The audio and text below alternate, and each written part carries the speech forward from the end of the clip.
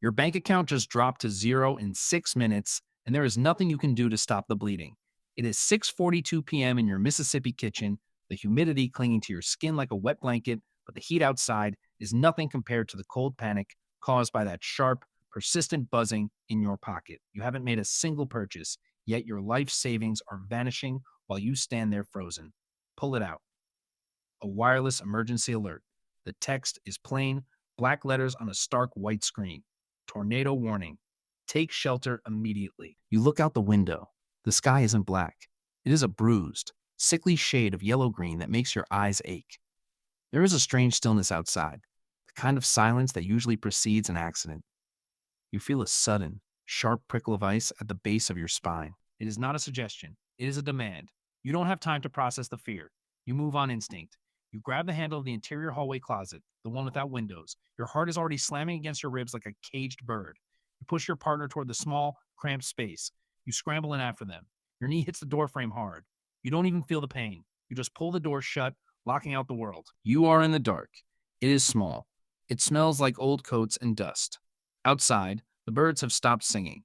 The world has gone mute. That is the first sign. You press your hands over your ears, waiting for the sirens to scream. They do.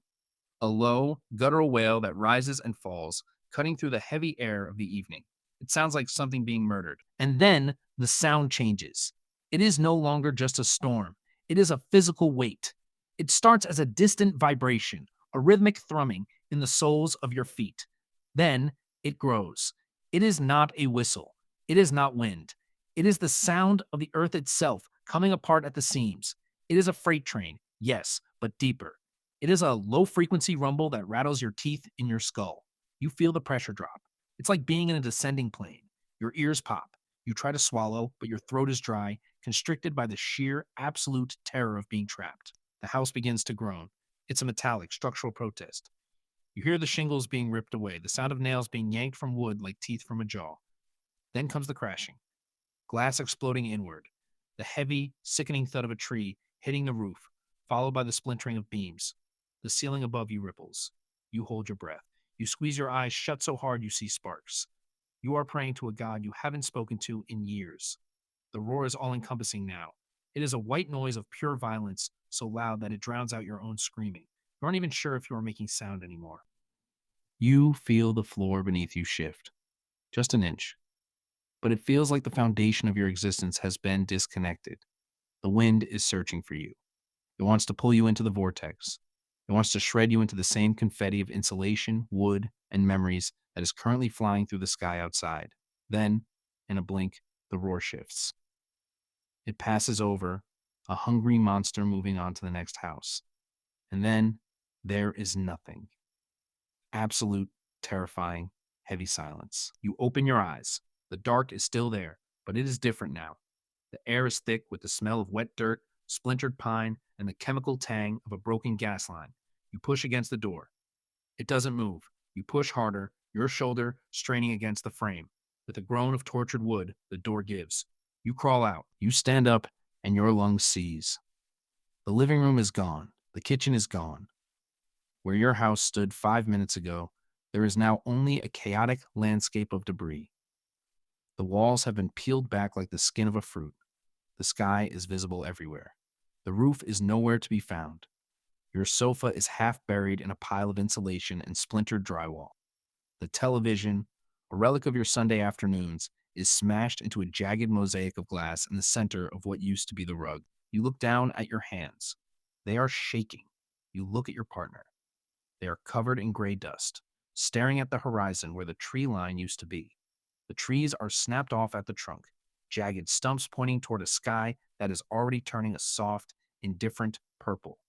It is the quiet that haunts you, not the noise. The noise was an event. The silence is the reality. There are no cars, no neighborhood dogs barking, no distant hum of the highway. It is a vacuum, a total, eerie absence of life. You take a step forward. Your boot crunches on something. You look down.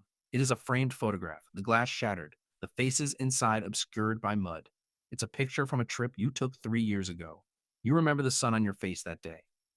You remember the cold drink in your hand. you realize that you cannot remember the feeling of safety. That foundation is gone. It was leveled in 60 seconds. You look around, trying to find your footing, but there is no ground left that feels familiar. You are standing on a map that has been erased. You were 28 or 34 or 52 years old, and in 1 minute, you became someone who knows exactly what it sounds like when the world decides to end. You don't model the human cost. You don't try to analyze the wind speeds or the barometric drop or the structural failure of the roof trusses. You just stand there in the ruin, watching the first few drops of rain begin to fall on the wreckage. The storm is gone, but the aftermath has just begun. Every time you hear a wind gust now, you will stop breathing. Every time the pressure drops, your heart will jump to your throat. You are forever linked to that one specific minute. You are a witness. And the silence is the only thing that will ever truly stay with you. If you ever find yourself looking at the horizon, waiting for the sky to change, you understand that this isn't just a story about a tornado. It is a story about the fragility of the things you call yours. Everything you own, everything you've built, everything you've gathered.